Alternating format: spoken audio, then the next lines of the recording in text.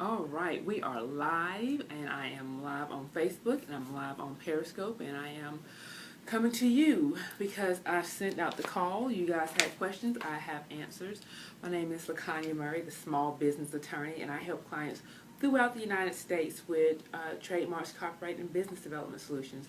I have a series that I call Ask Me Thursdays, where you guys submit your questions, and I come on here and I answer them. We have a lot of questions today, so I do want to address those questions. I want to give people an opportunity, hey, to come into the room. Hey, Lenny, how you doing? I know it's been a long time. We're going to talk about, but before we get started, we're going to talk about timing and scheduling, because I know that you guys are used to me coming on at Thursdays at 2, but I'm switching it up a little bit. I'm going to switch it up, and I'm going to come on Thursdays at 9. And that's when we're going to come in. Thank you so much for inviting your followers. We had some really good questions today. The title is just one of the questions that we received, so I just really wanted to talk about that and discuss it. Thank you so much, Lenny, for following and for sharing with your followers and for submitting, sharing on Twitter. Let's see, I'm checking out Facebook Live as well. Okay, good. I'm on Facebook Live. I'm on Periscope. Attorney's best friend. Is that my friend Jaquetta? Are you my best friend? Is that who that is? Is that you? Because if it is, oh my goodness, you are my best friend. She is. I have the best, let me tell you, it is good. Let me just tell you, I have the best paralegal / legal assistant ever. Like, wait a minute. Okay, I'll share, because I'm like, man, if I share, they're going to take it from me, but they can't. She is like awesome. I'm a solo practitioner, but you would never know with the support that I get from Pinnacle Litigations. Like, that business is like the best business ever. So if you are a solo practitioner and you're pulling your hair out trying to do everything, I know you didn't, but if you're pulling your hair out trying to do everything, you're trying to follow up with clients, write letters, file motions, research, advocate, that can be a lot. It can be overwhelming at times. Get the help you need. You don't have to go out and create a huge overhead in order to get the support that you need, okay? And that's in any line of business. Oftentimes you make more money by spending money on the help that you need. But so that's that. I think I have this Facebook Live thing going on. It says keep going. So good. We do. And so what I'm going to do now is start recording. Let's see. And thank you so much for sharing. And that's what we'll do. Share on Twitter, invite your followers. If you're on Facebook, share this video, invite people in, because if you're a business owner, chances are you have friends that are business owners and they need this information. They have these questions and they just don't know where to ask, where to turn, who to contact. Hello, I can help you. So we're going to get started in just a few seconds because I do have other things to do. Very full day, but I did want to just take time out of my day to do this. So I am going to try to, let's see. I'm doing so much here. You guys need to check out my Instagram so you can see the picture that I have of my setup that I have, because like I said, I'm on Periscope, I'm on Facebook, and then I'm getting ready to hit record for my YouTube channel. All right. Let's see.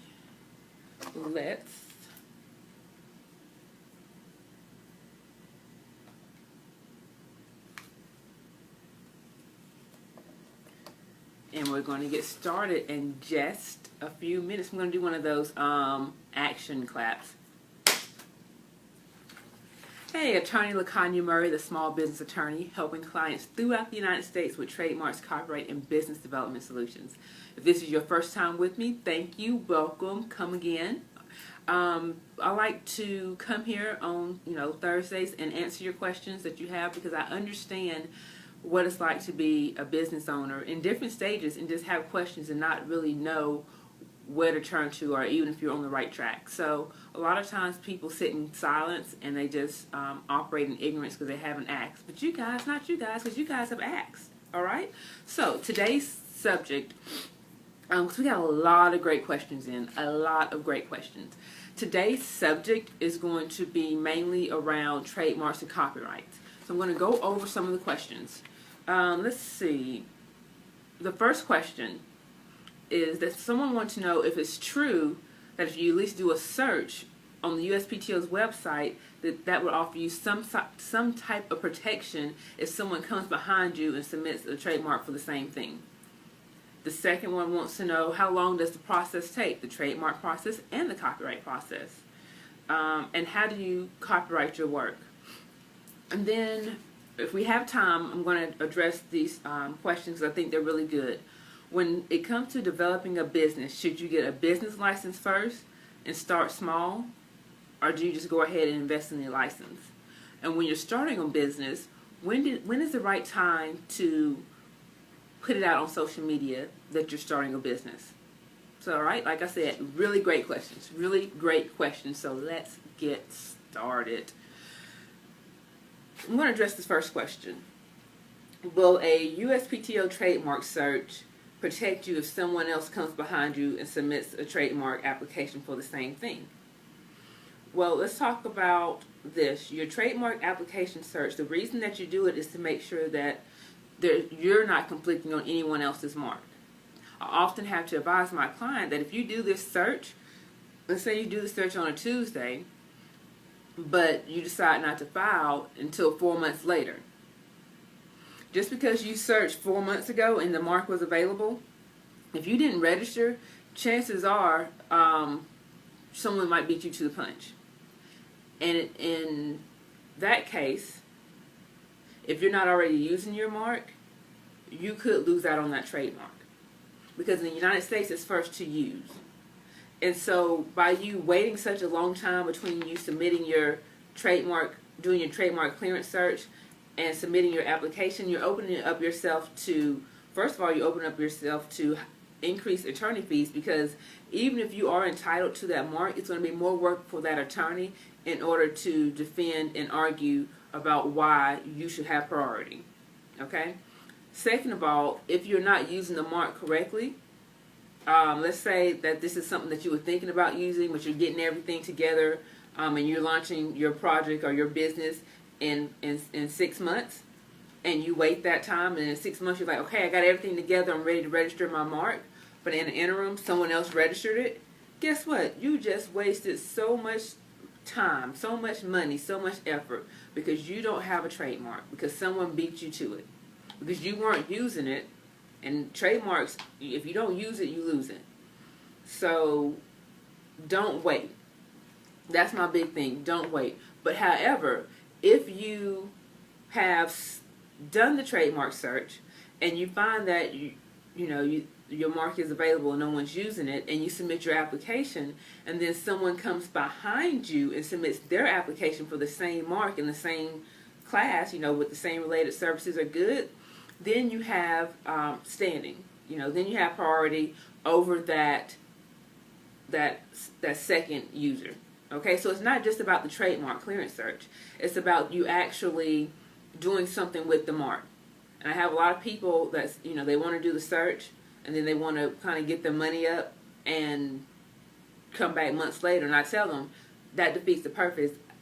I would actually recommend that you do another clearance search just to make sure that nothing's happened. Okay, so that is question number 1. Excellent question. So we're going to jump to the next question, which is, how long does this trademark process take? That's a really good question. The trademark process itself can take anywhere from 9 to 18 months, or even longer depending on the status of your application and if there's something that you need to do. Meaning, so this is what happens. When a client retains me, first thing I do is a trademark clearance search. And I can typically get that done within 24 hours. Then we do the application and make sure you have the right specimen. And when we submit your application, it goes and it sits with USPTO for 3 months before it's assigned to an examining attorney. 3 months, it just sits there. But the great news is your protection starts from the time your application was submitted, okay? So you don't have to wait until that application has actually been processed before your protection starts. You get that protection, it's going to be backdated from the time you submitted your application. Awesome. So during the process, people, it takes 3 months to get to an examining attorney. The examining attorney looks at it.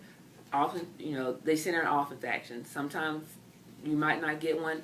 Oftentimes you do. I've been finding an increased number of office actions for things that, never mind, that I feel are obvious and don't need to be addressed. But that's why my clients retain me, because even if it's something that has a legitimate argument, the argument still has to be made, okay? And if you don't know how to make the argument, a lot of people, especially when they do it themselves, they just give up, they just quit, they just lose their money. When in actuality, if they just would have went a step further, they would have had their trademark, which is why my clients retain me. So that whole process from submitting the trademark clearance and submitting your application can take anywhere from 9 to 18 months. However, if you submit an intent to use application, and remember that's the application that you fill out and complete if you are not using the mark yet, but you have a bona fide intent to use it. Okay, if you fill out one of those applications, it can take up to 3 years before your mark is registered, simply because after the approval process, you get 6 months to complete your statement of use. Your statement of use is proof of how you're actually using your mark in commerce after they said you could. But you can ask for an extension. You can ask for an extension every 6 months up to 3 years. So that's why that process can take longer if you're not ready. So that's why that process can take longer. So excellent question. The next question is, how long does the copyright process take? The copyright process is a lot shorter process. Typically anywhere from, I guess, 3 to 9 months you can get a copyright completed, and the same thing is backdated from the time you submit your application. The biggest question that I get all the time from people is, what is the difference? What is the difference between trademarks and copyrights? So here we go. We're going to break it down, keep it plain, make it simple for you, okay? The difference between trademarks and copyrights is as follows. Trademarks protect brand identifiers. Brand identifiers can be your logo. It can be a specific color that's associated directly with your brand. Think Tiffany. I always give this example. Tiffany and Company, the jewelry company, that shade of blue they have, that's specific to them. No other jewelry company can advertise or use that shade of blue as it relates to jewelry. It can be a sound. Who was it, ABC or NBC that had the dun dun dun, the little chimes? That was a long time ago. They don't use that anymore. But those chimes, that sound is a trademark sound. It can be a shape. The iPod Classic, the big one, is actually I believe they have a trademark for that. So it's anything that sets you apart from your competitors from the consumer's point of view. It helps consumers readily identify the source of a good or a service. That's what a trademark is, okay? That can be a tagline. A copyright, on the other hand, it protects original works that are fixed in a tangible form. Oftentimes the two overlap. So by original works, that can be music. And if you're thinking about songs, in one song you can have multiple levels of copyrights that belong to different people, because you have the person that arranged the music, you have the person that wrote the lyrics, you have the person that's performing it.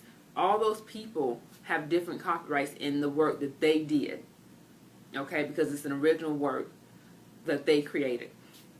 It can be a poem, it can be a book, it can be a painting, it can be several different things. Sometimes the trademarks and the copyrights overlap, and I think that's where the confusion comes in at. They overlap because, let's say you have an original work. Let's say you are starting a business and you want someone to design a logo that just represents your brand to the T. You're not a graphic designer, so you don't know. That's not your skill. You want to hire someone so they can stay in their lane and will operate in their greatness. So you hire someone and say, hey, design this logo for me. They create a logo. It's an original work. So that's a logo. That's a copyright. First thing you need to know is, if you hire someone to create that logo for you, they're not an employee and they're not doing it in the scope of their work, then that person that created it owns that work. I don't care if it's a logo. I don't care if it's pictures being made. I don't care if videos being recorded. They own that work because they created it. I don't care if you paid them. So anytime you work with people or artists in that manner, you must discuss copyrights. It has to be something that you guys discuss. It should be addressed in the contract. It has to be something that you guys discuss. Because if not, that artist owns that work, and you are not free to do with it as you want. They can limit how you use it. Oftentimes, I know that someone, graphic designers, will create a logo for you, but you're not allowed to use it for commercial purposes, meaning that you can use it on your business card and on your letterhead, but you cannot put it on a t-shirt and sell those t-shirts. And they can limit you that way because they own the copyrights to it. But as I was talking about is the overlap. So you have that original work, which is a copyright, but then you also have that logo that's a brand identifier. The reason that it's important to know or to protect it on both fronts is because they offer different protection. You know, they have different statute of limitations of when they expire. So you want to make sure that your intellectual property is covered on all fronts. Cool beans. Let's see. The next question is... Oh, I did that, we did that. So, moving on. We talked about intellectual property. We talked about the importance of not just searching and making sure that your trademark is not infringing on anyone else's, but acting in that moment. You want to act in that moment. You don't want to wait. And kudos, it's great. I know so many people that do trademark searches or don't do trademark searches, and they just go and jump on and invest in creating this brand, and then they call me, and then we're scrambling trying to figure out how to make it work because there's some sort of conflict. Don't do that. Do the trademark clearance first.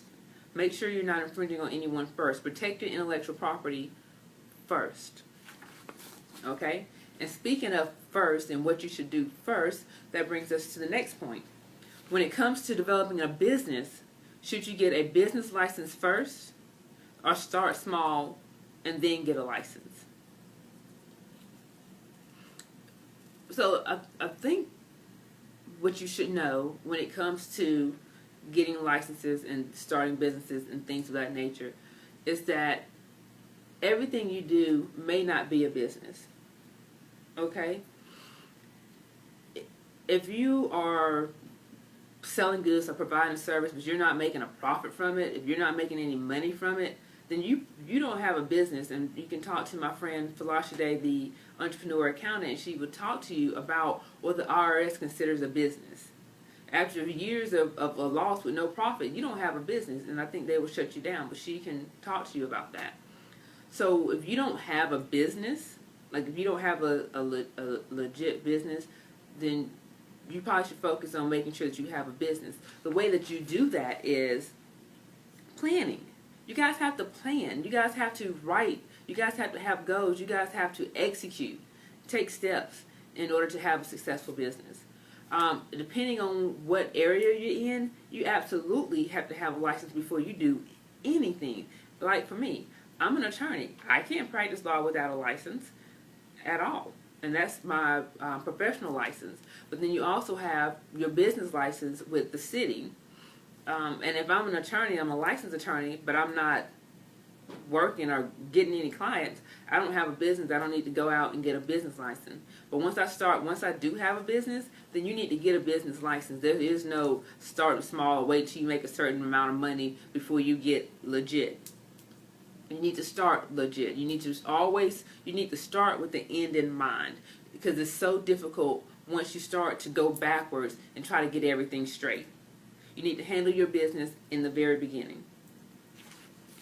And when you start a business, when do you start advertising that business on social media? And not just social media, just when do you start advertising businesses in general?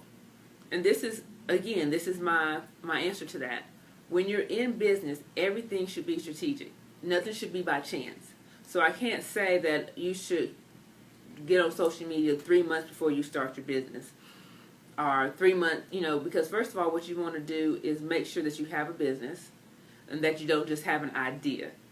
Because if you have a business idea and you post that on social media and you haven't made any steps to do it or execute it, it's up for grabs.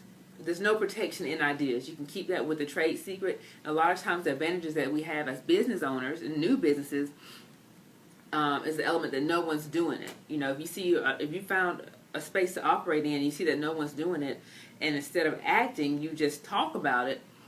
After so long of talking about it, somebody is going to come in and take that idea, and then you're going to be sitting mad because someone stole your idea. People can't steal ideas, okay? They cannot steal ideas. So if you haven't started executing on that idea, then don't share it on social media, okay? And be selective of who you share it with offline. But when it comes to sharing, when it comes to advertising and letting people know, it needs to be strategic. You need to think about what your end goal is, what business you're creating, what product you're launching, how much time it's going to take to get the people's attention, and create a plan specifically for that. Advertising and even social media, even though social media seems so simple because we use it oftentimes for personal use, you have to realize that all that stuff, you know, is on purpose. Everything's intentional. You know, you need to have a plan, and a plan specifically for social media. How are you going to use it? Do you even need social media in your business? Like, don't just use social media because that's what everybody's telling you that you need to do. Does your business legit need social media? And these days, most of the time they do. But go a step further. Why does your business need social media? How can it help you? And start developing a plan around that area on how it can help you. So if you want to use social media in order to get people to your email list, in order to get people to communicate with you so you can sell products, you need to create content and a schedule that does that. Okay? These were some amazing, amazing questions, you guys. So if you are just coming in, hey, how you doing? My name is Attorney LaConya Murray, and I am the small business attorney, and I help clients throughout the United States with trademarks, copyright, and business development solutions. I put the call out for questions. You guys came, you left your questions, and they were awesome questions. If you have questions, make sure you drop them in the comments. Make sure you email me or Facebook message me your questions, and so maybe next week you'll see your questions here on Ask Me Thursdays. All right? I think that stopped. Perfect. Awesome. Great. That is done. I'm no longer recording. Uh-oh. I am recording over here, though. Hold on. Woohoo! That was done. So, did you guys find that information useful? And I still can't tell if anybody's on Facebook Live. I saw some thumbs go up, but I can't tell if anybody's on Facebook Live. So if you're there and I'm ignoring you, I'm sorry. But yes, did you guys find that information useful? Great. So what I want you to do is, if you have a question for next week, let me know. And I will be back next week to take your questions. Talk to you later. Bye.